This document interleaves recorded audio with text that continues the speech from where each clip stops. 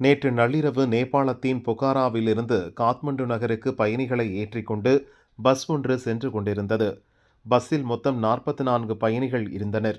பிருத்வி நெடுஞ்சாலையில் பாய்சேப்பட்டி என்ற பகுதியில் சென்றபோது பஸ் திடீரென டிரைவரின் கட்டுப்பாட்டை இழந்து தறிகெட்டு ஓடியது. சாலையோரத்தில் இருந்த 300 மீட்டர் பள்ளத்தில் உருண்டு திரிசூலி ஆற்றுக்குள் கவிழ்ந்தது. பஸ்ஸில் இருந்த பயணிகள் அலறி துடித்தனர். பயணிகளின் அலறல் சத்தம் கேட்டு பொதுமக்கள் போலீசாருக்கு தகவல் கொடுத்தனர். சம்பவ இடத்திற்கு சென்ற போலீசார் மற்றும் மீட்பு படையினர் பஸ்ஸில் சிக்கிய பயணிகளை மீட்கும் பணியில் ஈடுபட்டனர். மலைப்பாங்கான இடம் மற்றும் ஆற்றுப்பகுதி என்பதால் நேபாள ராணுவத்தினர் உதவியுடன் மீட்பு பணிகள் நடந்தது.